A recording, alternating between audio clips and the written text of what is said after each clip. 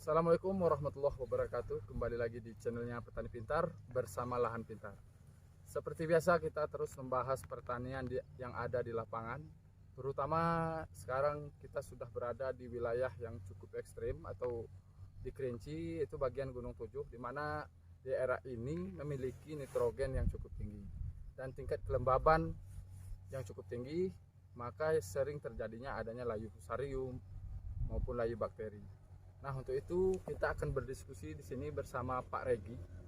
Beliau ini, silakan Pak, perkenalkan diri, alamat, dan sekarang budidaya apa? Baik, Assalamualaikum warahmatullahi wabarakatuh. Perkenalkan, saya Regi, sehari-hari dipanggil dengan Regi, atau di desa itu dikenal dengan Pak Taleta.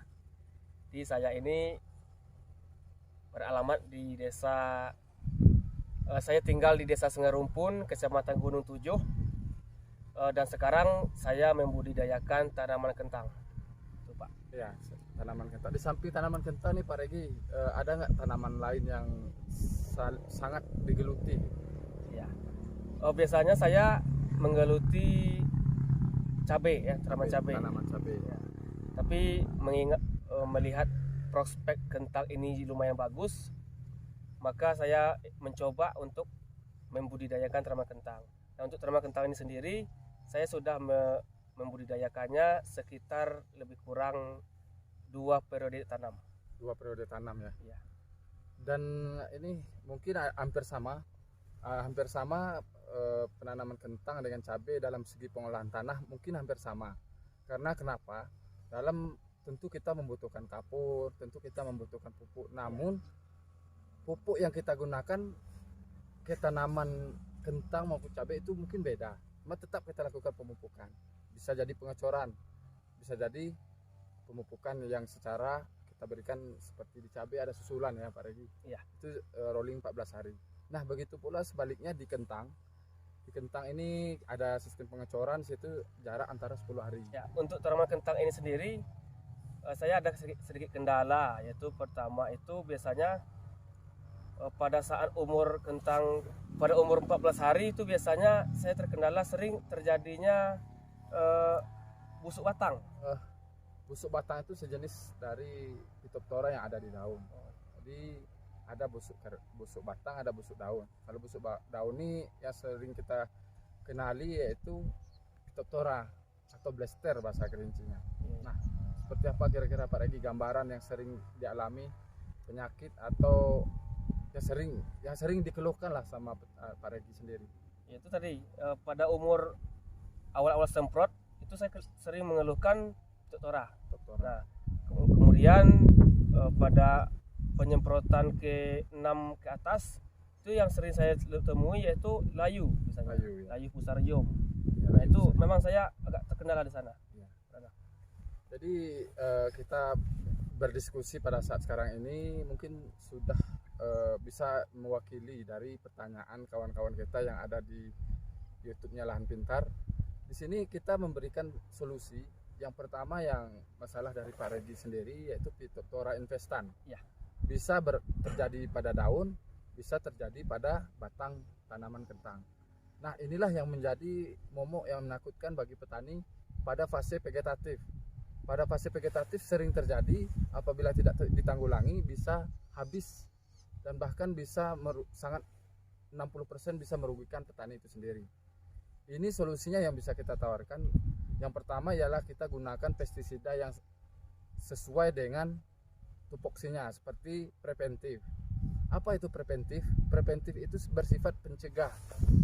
Ada apa itu kuratif? Dia bersifat mengobati. Ada juga eradikatif, yaitu setelah mengobati dia akan menyembuhkan. Maka untuk itu para petani pintar ada di suatu buku yang bisa kita jadikan pedoman. Itu ada beberapa pestisida yang dianjurkan untuk bahan aktif tersebut untuk mengendalikan Phytophthora. Contohnya misalnya kita gunakan Previcur N, bisa kita gunakan Ridomil. Itu ada ketahanan terhadap air hujan Pak Regi. Ada yang tidak di suatu sisi ada dia tahan terhadap air hujan, ada di suatu sisi dia tidak tahan dengan air hujan pestisida yang kita gunakan. bisa dicampurkan seperti contohnya fungisida Previcor N, yaitu dengan bahan aktif propomokap hidroklorida dicampur dengan mefenoxam. Contohnya ada di salah satu produk dari perusahaan sebelah, yaitu Ridomil Gold. Jadi mefenoxam ini kita campurkan ke Previcor, maka ketahanan dia terhadap air hujan, preventif, kuratif, eradikatif itu akan menyatu, Pak Regi. Jadi caranya di mix gitu ya? Di mix dengan bahan dua ini. Jadi itulah untuk pengendali Phytophthora. Ada juga bahan lain, misalnya ada jenis di perusahaan misalnya yang tunggal, kita gunakan produk yang tunggal, itu pun memiliki keterbatasan. Tidak bisa semerta-merta itu bisa kita andalkan pada saat cuaca hujan. Dia harus digunakan sesuai dengan kawannya masing-masing. Nah, untuk yang kedua ini pertanyaan Pak Regi, biasanya layu pada umur berapa, Pak Regi? Itu pada penyemprotan ke-6 misalnya. Biasanya pada penyemprotan ke-6. Ya, 6 ke atas. Ya, penyemprotan ke-6 itu biasanya layu. Itu pada umur berapa? Itu penyemprotan ke-6 biasanya umur 45 hari atau sampai 60 hari. Berarti dia sudah fase membentuk umbi. Generatif ya, Pak? Generatif. Jadi biasanya fase generatif sudah, umbi sudah terbentuk, kita tidak bisa mengendalikan akar lagi, Pak Regi. Itu pada intinya yang poin yang pertama. Umur sekian kita tidak bisa mengendalikan akar atau menyehatkan akar sama sekali, tidak bisa. Kenapa? Karena dia sudah membentuk stolon. Jadi sudah membentuk benih ya, umbi itu ya. Sudah ada. Jadi nggak mungkin kita menyehatkan akar lagi, karena akar tersebut sebagian kan jadi stolon untuk membesarkan umbinya. Jadi itu tidak bisa kita tanggulangi lewat akar. Nah, salah satu cara kita bisa mencegah, kalau untuk mengobati untuk layunya sudah nampak, itu sangat sulit, Pak Regi. Yang bisa kita cegah, sebelum terjadi kita cegah, dan bahkan sudah terjadi, yang bisa kita menjaga yang lain, menjaga tanaman yang lain supaya tidak terjadi penyebaran secara signifikan. Kalau secara manual, kadang orang mencabut langsung dengan tanaman Ya, ini. itu sering tuh Pak Nandang, sering kan? saya lakukan. Ya, dan setelah cabut pasti masih tertinggal bakteri yang ada di, contoh layu gini Pak Regi. Ada layu bakteri itu ciri-cirinya dari ini, dari tunas pucuk bagian atas. Lalu layu fusarium cenderung dari ujung daun, pelepah daun. Oh iya. Jadi itulah ciri dari masing-masing. Dan kita kadang dia layu bakteri, kita berikan pencegahan untuk layu fusarium, itu tidak akan maksimal. Jadi salah satu solusi yang bisa kita tawarkan ialah para petani pintar, mungkin ini mewakili pertanyaannya, ialah 14 hari. Kalau dengan kita menggunakan mulsa, 14 hari kita wajib memberikan coran untuk bahan aktif Floviram. Apa itu Floviram? Ialah velum. Itu salah satu pengendali layu bakteri maupun layu fusarium. Bisa dicegah dengan itu. Dan bahkan kita bisa menggunakan agrep sejenis bakterisida. Itu dicorkan ke lubang tanam pada umur 14 hari. Itu suatu pengendalian. Nah, yang paling penting selain itu Pak Regi, kebiasaan kita tanahnya diolah secara mentah. Itu Pak Regi, sama dengan cabai mungkin. Kadang kita setelah pupuk kandang nyampe langsung kita tebar rasa, besoknya kita tanam. Iya. Itu kebanyakan petani kita semuanya ya. Mungkin pribadi kita juga pernah ngalami gitu ya. Contohnya misalnya ada salah satu petani, kenapa cabai saya layu padahal pupuk kandang sudah saya berikan, umit asi sudah saya berikan, pokoknya untuk nutrisi tanah sudah saya berikan, pH-nya normal. Kenapa? Karena dia di saat menutup mulsa dia kan masih panas. Sifat pupuk kandang organik ini kan mengurai kan Pak Regi. Ya Pak Regi sudah paham lah kalau masalah itu. Jadi kita tutup dengan mulsa, tentu otomatis apabila perakarannya itu sudah mulai menyebar, ya mau nggak mau tingkat panasnya di dalam mulsa itu ya bisa merusak akar. Itulah yang menyebabkan layu. Kadang cabai sudah berbuah masak, belum merah, dia layu, dipaksa merah. Betul nggak Pak Regi? Yang sering nanam cabai kan. Jadi itu salah satu ialah pengolahan tanah yang benar. Kira-kira Pak Regi ini selama ini pengolahan tanahnya seperti apa Pak Regi? Bisa disampaikan? Mana tahu ada tips dan trik agar contohnya cabai lah, agar taman cabai kentang lebih sehat. Coba Pak Regi sampaikan.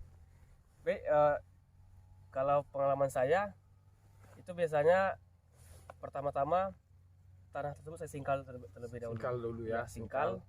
Kemudian saya taburkan dolomit. Dolomit ya. Baru setelah itu dirotari. Rotari ya. Nah, Kita campur lah ya. Iya, jadi terputar teraduk. Setelah dirotari maka biasanya saya diamkan selama kurang lebih seminggu sampai 2 minggu. 1 sampai 2 minggu. Ya, Ingat, 1 sampai para petani pintar 1 sampai 2 minggu mengistirahatkan tanah. Ya, mengistirahatkan tanah yang sudah diberi dolomit tadi. Dolomit ya. Setelah itu baru saya buat bedengan. Bedengan. Nah, bedengan kemudian saya berikan pupuk kandang atau pupuk petroganik misalnya saya pakai. Setelah itu kita ratakan. Ya, dari pemberian pupuk kandang sampai penutupan mulsa itu biasanya saya tunggu lagi sekitar 1 minggu. 1 minggu lagi ya. Jadi kurang lebih dari awal pengolahan tanah sampai pemasangan mulsa kurang lebih membutuhkan waktu 1 bulan. 1 bulan. Ya, itu biasanya kalau dari saya. Ya.